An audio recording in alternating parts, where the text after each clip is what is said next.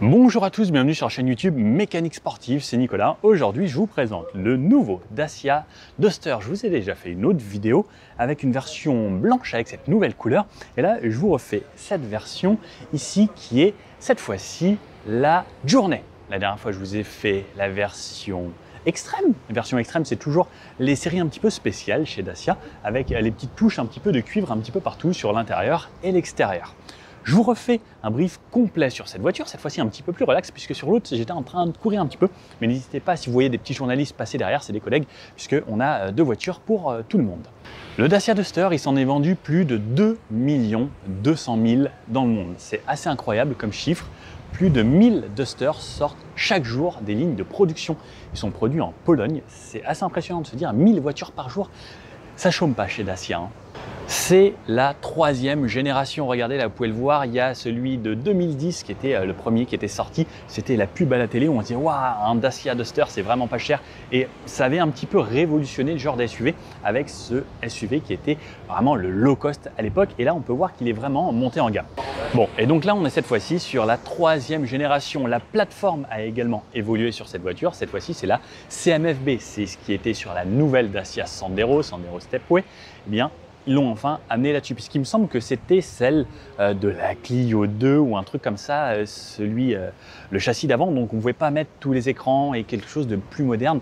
Donc là, ça va faire du bien, on a le frein à main électrique, enfin plein de petites choses qui vont révolutionner un petit peu cette voiture. On a également l'arrivée du moteur hybride. On l'a découvert sur le Dacia Jogger, d'ailleurs c'était sur des routes par là et je crois qu'on avait filmé quelque part sur la côte, au bout là-bas peut-être même. C'était assez sympa. Avec le Jogger en hybride, les consommations, eh bien, ça avait réellement réduit. Et puis, c'était un confort d'utiliser une Dacia avec un mode électrique. Et lorsqu'on était en ville, le côté hybride, ça mène un vrai confort supplémentaire. Alors, ce sera effectivement un petit peu plus cher.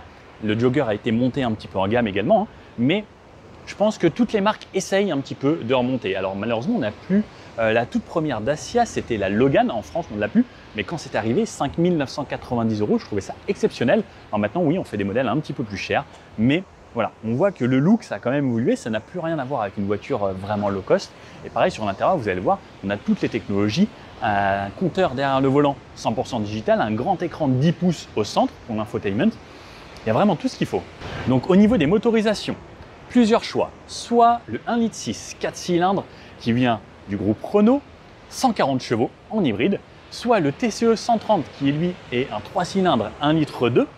Désolé si vous entendez un petit peu le bruit des vagues parce que ça souffle un petit peu aujourd'hui, qui sera disponible en 130 chevaux, en 4 roues motrices ou en 2 roues motrices, soit traction, soit 4x4 avec une boîte de vitesse 6 rapports, soit on retrouvera également le EcoG 100 chevaux, donc qui fait à la fois essence et GPL, toujours 50 litres d'essence et le réservoir à la place de la roue secours qui fait 50 litres pour le GPL.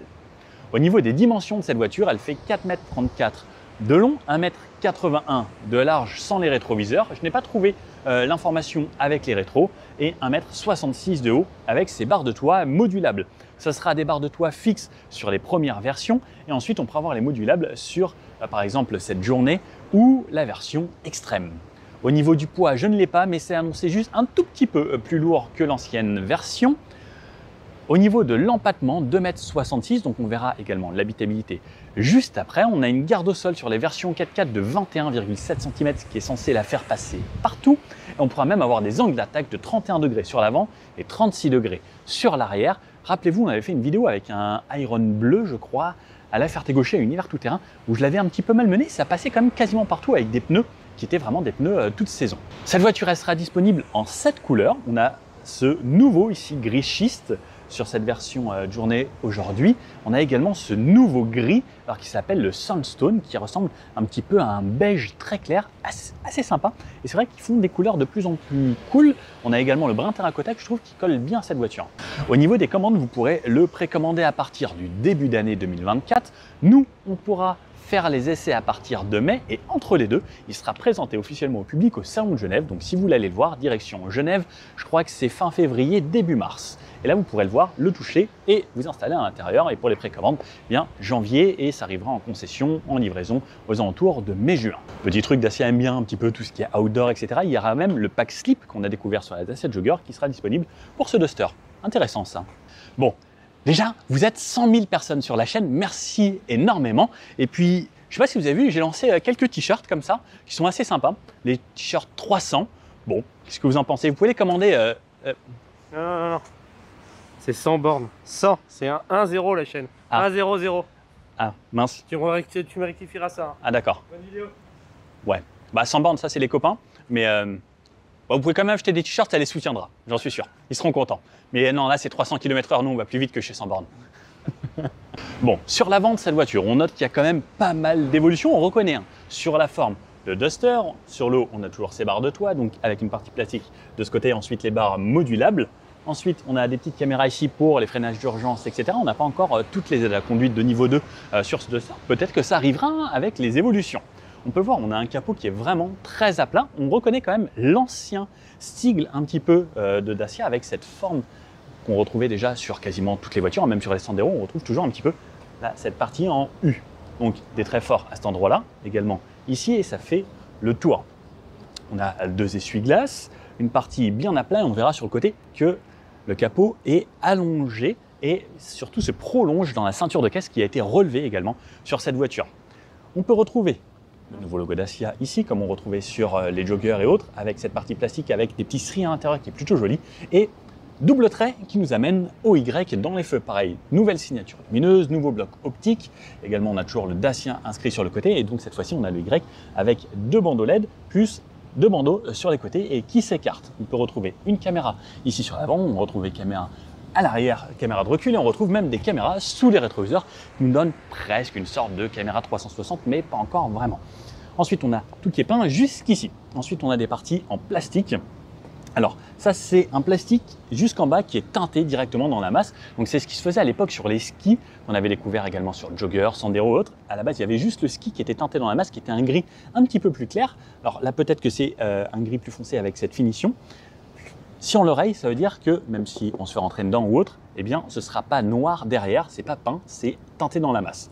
On retrouve des capteurs de parking ici et une grille avec des parties horizontales, un petit peu comme on retrouve ici, qui nous donne ce rappel. Et sur les côtés, on retrouve des anti-brouillards qui sont en halogène, tout comme les pleins phares qui sont en halogène. Ils ne sont pas passés au 100% LED. On a une signature de jour en LED, les feux de croisement qui sont en LED, mais toujours une petite ampoule pour les pleins phares. Bon, c'est pas très grave, mais on aurait préféré quand même que ce soit tout blanc parce que ça éclaire quand même mieux. Sur les côtés, on retrouve plein de petites choses ici qui sont dessinées et des gros rideaux d'air. C'est une des parties les plus impressionnantes de cette voiture, je trouve.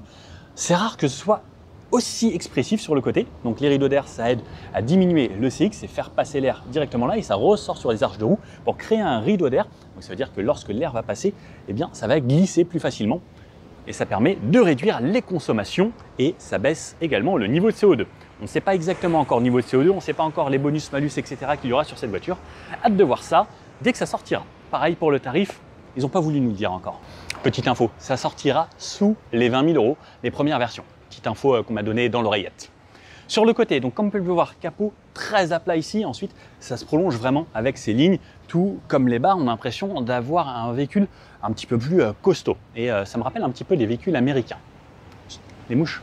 Sur le côté, alors première chose qui me marque, c'est surtout cette partie ici avec du Starkle. Le Starkle, pour ceux qui l'avaient découvert sur la chaîne, c'est quand on avait présenté les concepts de chez Dacia, ils nous avaient parlé de ce Starkle. C'est un matériau recyclé, donc on peut voir à l'intérieur de ces parties noires dans le plastique qu'il y a des petites molécules blanches. Donc ça, en gros, c'est des parties de plastique recyclées qui ont été intégrées directement, qui sont compactées avec cette partie pour nous donner ce Starkle. Donc c'est en gros un plastique recyclé. Stark, voilà, ça se compacte et ça se comprime, ça donne 20% de plastique recyclé et on le voit également avec le petit 20% à cet endroit-là. Ensuite, on a le Duster qui est noté sur cette partie plastique, c'est assez intéressant.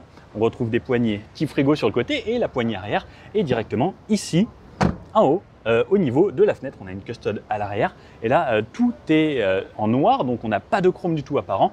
Les barres sont en noir, là cette partie noire, les joints ici en noir, les vitres à l'arrière sont surteintées. C'est plutôt sympathique.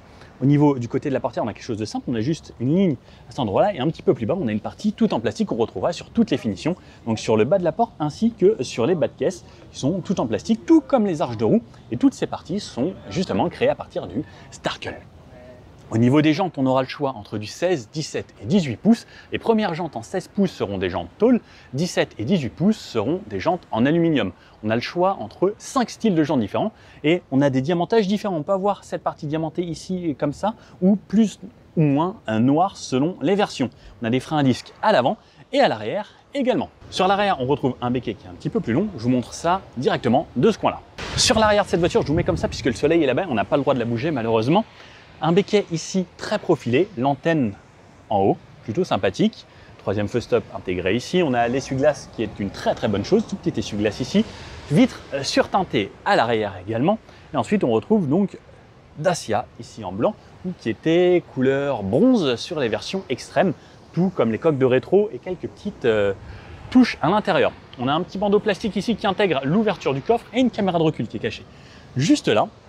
Ensuite, toute la porte est peinte. De ce côté-là, on peut voir qu'on a le Duster toujours avec ce sticker texturé et cette fois-ci, il y a le hybride de noter. Je trouve ça plutôt sympa. Du Starkle également qui fait le tour autour du bouclier et sur les côtés, donc qui amène quelque chose qui élargit un peu la voiture, tout comme au niveau des ailes arrière et au niveau du pneu, on sent que limite la voiture a été élargie alors qu'elle ne change pas vraiment de gabarit. Cette partie également, ce ski arrière est teinté dans la masse directement qui intègre 2 capteurs de parking. Et comme vous pouvez le voir là, en fait, on a une pente énorme sur les versions 4x4, donc on monte jusqu'à 36 degrés, un petit peu moins sur cette version hybride aujourd'hui.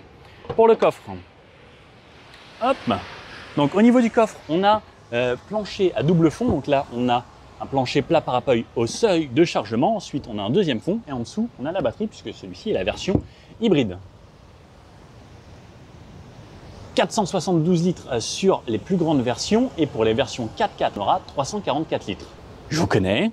Donc là, plancher haut, ça veut dire qu'on gagne encore un petit peu d'espace. La plage ici est en dur, mais hop. Même comme ça, ça passe plutôt facilement. Et 1,80 m du bonhomme rentre sans problème. Donc on peut abaisser encore ça, enlever ces parties-là. Donc si je veux juste avoir un plus grand coffre, je peux enlever ces parties. Ils sont divisés en deux. Hop, ou une roue de secours dans les versions qui n'ont pas d'hybridation, ou soit on a en dessous à la place de la roue de secours sur l'Eco G100 la bonbonne GPL.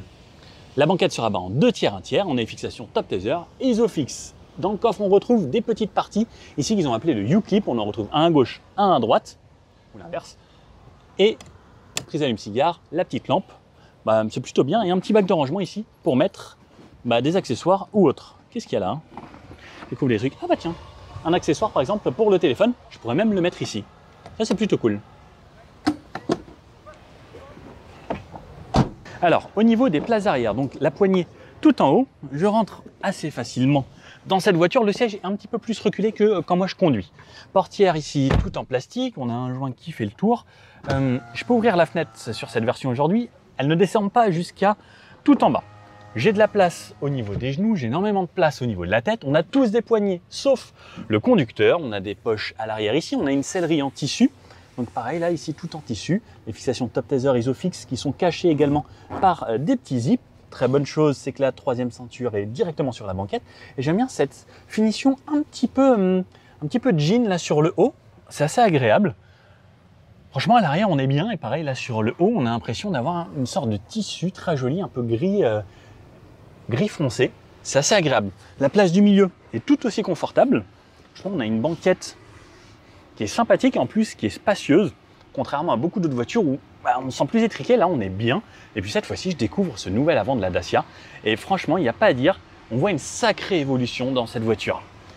Au milieu, j'ai un sorte de petit vide-poche où je peux poser par exemple mon téléphone. Je peux mettre des accessoires juste ici également avec le U-clip. Donc on a un troisième U-clip ici. On en retrouve également à l'avant, plus à l'arrière dans le coffre.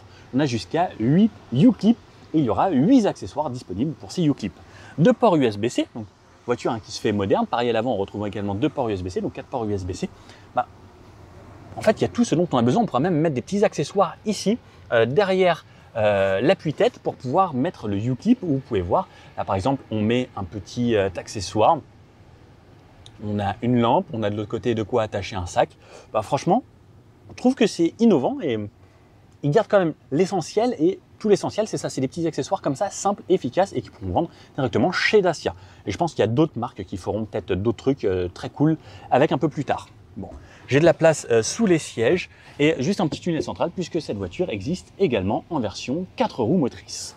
Un petit toit panoramique, ça aurait été vraiment très cool ça aussi.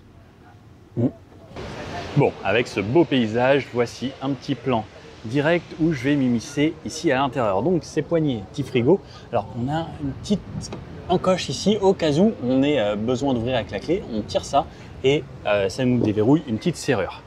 Alors petite chose aussi également sympa, c'est les rétros qui se rabattent électriquement de cette façon. On a également l'avertisseur d'angle mort dedans, la portière ici entièrement en plastique et avec le Y également qu'on reconnaît à cet endroit-là avec une couleur différente. Au niveau des sièges, regardez, je vous montre celui-ci. Il est ici en bleu, un petit peu imitation jean avec le logo Dacia, je trouve ça très sympa et une texture ensuite noire et bleue. Après, on retrouve le Y de ce côté-là. Alors regardez cet intérieur, là pour moi ça n'a plus rien de low cost où on n'a pas l'impression qu'on est dans un Duster, on dirait presque qu'on est dans une voiture beaucoup plus moderne et d'une marque tout autre. Si je cache ça, franchement, je pense qu'au premier coup d'œil on va reconnaître un petit peu le volant, mais si on regarde les écrans, eh bien c'est assez impressionnant, je trouve ça vraiment très cool. Alors les petits rappels Y, on a le rappel Y ici sur cet aérateur, on a les rappels Y sur les aérateurs au centre également. Celui là-bas, on a le Duster maintenant qui est intégré directement dans le plastique. On a le plastique dur un petit peu partout, hein. Ça reste quand même une version de Dacia. On a des haut-parleurs partout. On a ce grand écran, j'y reviens juste après. Au niveau du volant, un mets plat en haut, un mets plat en bas, c'est pareil, hein. On a l'impression d'être monté sur une voiture plus haut de gamme, avec toujours cette sensation très confortable lorsqu'on prend en main ce volant. Alors ça, c'est quelque chose que j'ai beaucoup aimé chez Dacia. Cette partie ici en plastique avec les rappels sur le tour, donc pareil, hein, ça fait un volant contrasté. De ce côté-là, on a de quoi faire défiler les infos ici sur le menu. Et donc en fait, la barre verte, ça y est, maintenant je comprends à quoi ça sert. Alors désolé pour tous ces reflets, je vais essayer de faire au mieux, alors peut-être en passant comme ça. Il y a toujours des reflets. Je suis désolé pour ça. Je ne sais pas si vous voyez bien, et en fait la barre verte indique des menus différents. Donc on a les barres sur les côtés, et quand la barre descend, c'est pour nous indiquer un affichage différent. Et en fait, voilà, on a la barre qui monte et qui descend sur 3 niveaux. On peut voir donc là l'essence, là le niveau qui nous reste de batterie, la vitesse en km/h sur la partie arrière, et ensuite les indications si on est en P, etc. Vous allez voir, là on est sur une version hybride, donc il y a quelques petites spécificités. Sur le côté gauche, ici, on a donc les aides sur le côté. Est-ce que je vais avoir par exemple My Safety Perso, je vais pouvoir activer, désactiver ça. Le mode éco pour rouler de façon plus éco, monter ou descendre les blocs optiques pour la nuit et le e-save pour préserver la batterie un peu plus tard. Ici, le frein de stationnement, donc on n'a plus de frein à main ici mécanique, c'est maintenant directement en électrique grâce à cette nouvelle plateforme également. Le volant. Donc ça, je vous ai montré pour faire défiler les menus. Ensuite, on peut faire défiler les informations comme ça, voir plein de nouvelles informations. Alors ça, je vous le remontrerai dans une vidéo quand on l'essayera vraiment avec les consos, etc. Donc là, tout est remis à zéro, les flux d'énergie comme c'est une hybride. Décrocher au téléphone, la commande vocale, rentrer dans les menus et ici, les modes pour le régulateur adaptatif. Pas le régulateur adaptatif, bientôt on y arrivera, je pense. Régulateur de vitesse ou limiteur qu'on a directement ici, plus vite, moins vite et réinitialisé. Le klaxon est ici en plein centre avec ce logo Dacia. Derrière, on retrouve sur les commodos, donc là, quelque chose de simple, les appels de phare, clignotant, mode feu automatique, les veilleuses, simplement, hop, activer, désactiver, activer. Automatisme des feux, non, voilà, comme ça, hop. Et à droite, les essuie-glaces. Donc, si par exemple, je mets un petit coup d'essuie-glace, on peut voir qu'on a ici plusieurs jets, 3 jets à chaque fois et 2 balais d'essuie-glace. Le support ici de téléphone qu'on peut mettre là, donc avec ce support ici, donc toujours très bien penché, pensé de chez Dacia, avec justement les U-clips. Le petit bouton pour démarrer est bien caché ici, tout petit. Cet écran ici donc de 10 pouces, où on va voir toutes les infos. Ici donc on a du Wi-Fi, du Bluetooth, les speakers. On peut retourner, volant chauffant avec des raccourcis, climatisation sur le bas. On va essayer comment se mettre pour pas que vous ayez trop de reflets. Là comme ça. Des raccourcis sur le côté avec les applications Android Auto, CarPlay, radio, musique, audio Bluetooth, caméra, qu'est-ce que c'est ça? ESV caméra. Alors, il n'y a peut-être pas tout qui fonctionne puisque c'est un véhicule de pré-série. Véhicule update, ça veut dire qu'on maintenant on a des mises à jour over the air, ça veut dire que ça s'intègre directement. La voiture fait ses mises à jour toute seule, plus besoin d'aller chez le concessionnaire. Les paramètres, on a tous les paramètres et comme vous pouvez voir, c'est hyper fluide. On dirait vraiment un smartphone. Je pense que Dacia a énormément travaillé là-dessus puisque c'était un des meilleurs systèmes à l'époque. En tout cas, le plus rapide et toujours, c'est super simple, efficace. On a des widgets avec la navigation, l'audio, le téléphone, l'éco-score pour si on conduit bien ou pas, la musique, si on veut connecter du Bluetooth ou autre, le téléphone et les applications. Et comme vous pouvez voir, en fait, on a tout ce dont on a besoin, la simplicité, sans en faire trop. Et ensuite, les réglages de la voiture. Caméra 360. Alors, j'aimerais bien voir. Ah oui, donc caméra. Alors, on n'est pas sur des caméras en HD, mais on a une caméra. Donc, celle-ci, c'est l'avant, l'arrière, le côté gauche. Donc, le côté gauche, ok. Les côtés, c'est comme l'ancien Duster. Et je pense qu'ils ont repris les mêmes caméras. On a même un zoom auto. Ok. Alors, je sais pas trop ce que c'est. Et la caméra de droite. Alors, je trouve ça plutôt intéressant. J'aurais peut-être bien aimé qu'on améliore la qualité de la caméra, mais bon. C'est déjà top. Le véhicule, ensuite les réglages du véhicule. Juste ici, l'accès à l'habitacle, la pression des pneus. Ben, il manquerait presque un éclairage d'ambiance à l'intérieur de ce Duster et là, on serait vraiment au top du top. Donc ensuite, on retrouve ici deux aérateurs avec la forme de Y et tout le bloc de climatisation avec plus chaud, moins chaud, la vitesse de ventilation ici, donc, qui monte là. Et ça a l'air pas mal. Alors ce qui est bien, c'est que lorsque ça ventile, ben, si on met sur 1, c'est vraiment très discret. Des embuages, la climatisation auto, recyclage d'air, climatisation en max, où est-ce que je veux me faire ventiler et éteindre. Les warnings ici, le verrouillage du véhicule ici. Un petit peu plus bas, on retrouve un endroit pour mettre son téléphone ici, si l'on souhaite, ou ranger d'autres choses. Alors c'est très à plat. Ensuite, on a une prise allume-cigare, deux ports USB ici, un chargeur, je pense ici, par induction. Alors là, c'est quand même cool. Et il y a un autre truc que j'ai trouvé, c'est ça. Alors je ne sais pas si c'est fait pour. Et par exemple, mon iPhone 13 Pro tient parfaitement ici, debout, comme ça. Alors je trouve ça cool. Je ne sais pas si c'était prévu pour ça à la base, mais voilà, ça tient ici. Et Clémence d'ailleurs m'a appelé peut-être pour un comparatif prochainement. Ça et alors ça me rappelle chez Porsche, ce petit sélecteur qui chez Porsche est à cet endroit-là. Et regardez, donc là, pied sur le frein, je tire vers moi, je passe en drive, je tire une deuxième fois, je passe en B, je mets vers l'avant, je passe en reculé et j'appuie sur P, je passe en parking. Ici, on a un petit espace de rangement, double porte-gobelet, l'intérieur ici avec encore un grand espace de rangement et un accoudoir ici qui est moussé avec une texture très sympathique. Et franchement, c'est top à l'intérieur. Le rétroviseur central, le SOS sur le haut, l'éclairage ici, sa texture sur le toit qu'on retrouve dans toutes les versions, enfin toutes celles que j'ai eues jusqu'à là, et l'arrière également avec cette façon de jean sur les sièges, je trouve très cool. Et oui, on a bien le chargeur par induction puisque mon téléphone s'est mis à charger. La boîte à gants ressemble à ça, très grand espace de rangement ici, des rangements dans les portes, des haut-parleurs ici également, on a 6 haut-parleurs à l'intérieur, et sur le haut, on a cette partie ici directement avec le miroir, sans éclairage par contre, mais le petit support pour les tickets. Sur le haut, on a un petit peu de travail. Il y a un petit truc que j'aime bien, alors je ne sais pas si vous allez le voir, c'est ils ont mis un petit duster là-bas, là dans l'angle. Je trouve ça plutôt cool. La vue dans les rétroviseurs ressemble à ça. On est bien, c'est lumineux, c'est spacieux. Et puis, moi j'aime bien cette voiture. Et vous, qu'est-ce que vous en pensez ? Bon, au final, sacrée évolution sur ce nouveau Duster. Il y a pas mal de choses qui ont changé. La plateforme, le look, le style. On reconnaît quand même le Duster, la patte Dacia, surtout avec ce nouveau sigle, mais également au gabarit, toujours les barres qui vont bien. L'intérieur, on reconnaît grossièrement, mais ça s'est vraiment amélioré. Je trouve que c'est un vrai plus. Qu'est-ce que vous en pensez, vous ? Bon, en plus, si ça commence toujours en dessous des 20 000 € avec ce style, ce serait intéressant. Bon, comme je dis, il y a toujours l'essentiel, l'expression, l'extrême et la journée. Bon, une essentielle en dessous des 20 000 €, ça reste quand même plutôt correct. À voir ce que ça donnera pour les motorisations hybrides et surtout avec toutes les options sur une extrême, puisque actuellement, c'était en dessous des 30 000. J'ai hâte de voir ce que ça va donner. Bon, n'hésitez pas, si vous avez aimé cette vidéo, à mettre le petit pouce bleu comme ça, à vous abonner. On est plus de 100 000 maintenant, ça fait toujours plaisir. Et puis, même si vous aimez bien les t-shirts, n'hésitez pas. C'est dispo sur la boutique Mécanique Sportive ou sur le site mécaniquesportive.fr. Allez, à bientôt. Ciao.